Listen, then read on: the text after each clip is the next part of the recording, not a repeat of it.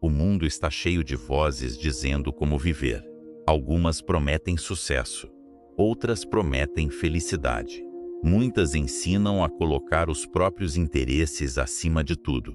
Mas, há cerca de 2000 anos, em uma simples encosta de um monte na Galileia, uma multidão ouviu palavras que mudariam a história da humanidade para sempre. Não eram apenas ensinamentos. Não eram apenas regras religiosas.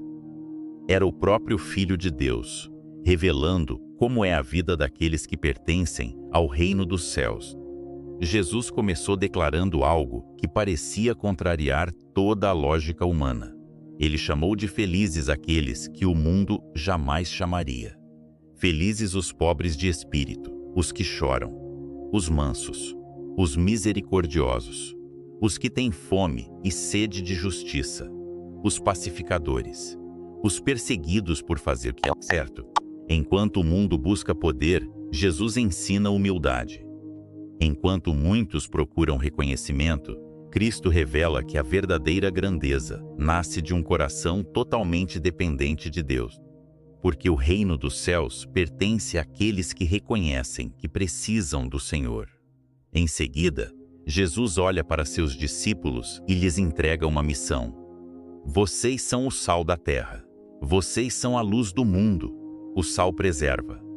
A luz dissipa as trevas. O discípulo de Cristo não foi chamado para viver escondido. Sua vida deve refletir a bondade, a justiça e o amor de Deus para que outros vejam suas boas obras e glorifiquem o Pai Celestial.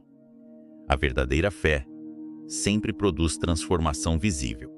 Mas Jesus vai ainda mais fundo. Ele mostra que Deus não observa apenas nossas ações. Ele conhece o coração.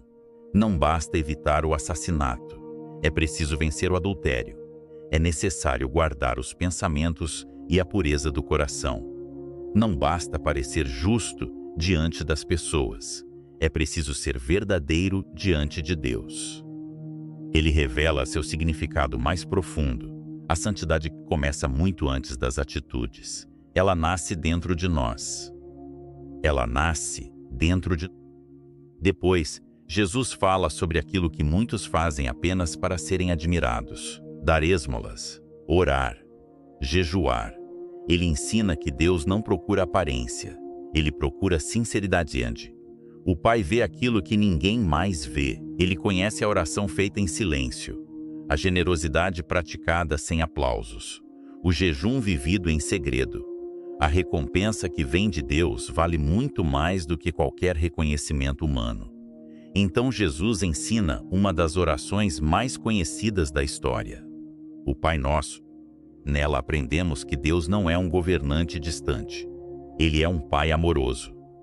Um Pai que conhece nossas necessidades antes mesmo que as expressemos. Um Pai que nos convida a confiar diariamente em sua provisão, em seu perdão e em sua proteção. Cada palavra dessa oração nos lembra que viver para Deus significa depender completamente dele.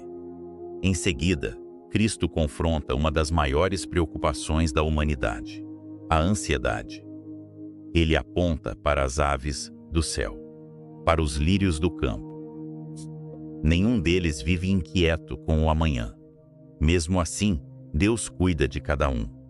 Se o Criador sustenta toda a criação, quanto mais cuidará daqueles que são seus filhos. Por isso, Jesus faz um convite que continua transformando vidas até hoje. Busquem, em primeiro lugar, o reino de Deus e a sua justiça. Quando Deus ocupa o primeiro lugar, todo o restante encontra seu devido lugar. No capítulo seguinte, Jesus fala sobre um perigo silencioso: o hábito de julgar os outros. É muito fácil enxergar os erros alheios. Difícil é reconhecer as próprias falhas. Antes de tentar corrigir alguém, somos chamados a permitir que Deus transforme nosso próprio coração. A humildade sempre vem antes da correção, e logo depois, Cristo faz uma das promessas mais encorajadoras das Escrituras: peçam, e lhes será dado. Busquem, e encontrarão. Batam, e a porta lhes será aberta. Essas palavras revelam um Deus que escuta, um Pai que responde, um Senhor que jamais abandona aqueles que o procuram com sinceridade. Mas Jesus também alerta que seguir a Deus não é escolher o caminho mais fácil. Existe uma porta larga, um caminho espaçoso. Muitos o percorrem, parece confortável, parece simples, mas conduz à perdição. Existe também uma porta estreita, um caminho difícil. Exige renúncia, exige perseverança, exige fé. Entretanto, é esse caminho que conduz à vida eterna. O reino de Deus nunca foi construído sobre facilidades, mas sobre fidelidade. Cristo ainda adverte sobre os falsos profetas. Nem toda aparência revela a verdade.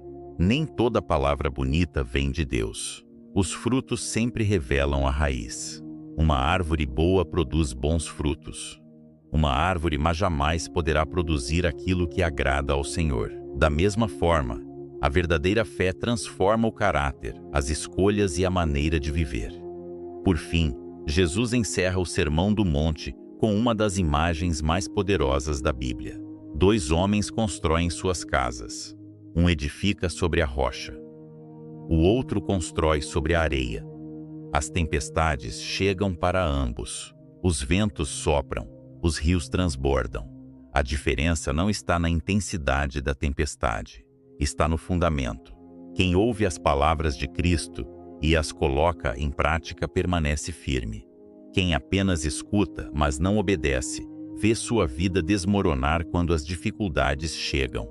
A verdadeira fé não é apenas ouvir, é viver aquilo que Deus ensina. Quando Jesus terminou de falar, as multidões ficaram, fossem bonitas, não porque suas palavras fossem bonitas, mas porque carregavam autoridade. Uma autoridade que continua ecoando através dos séculos. O Sermão do Monte não é apenas um discurso. É um convite para uma nova maneira de viver. Uma vida marcada pela humildade, pela misericórdia, pela confiança em Deus, pelo amor ao próximo e pela obediência à vontade do Pai. A pergunta permanece a mesma para cada geração. Sobre qual fundamento você está construindo a sua vida?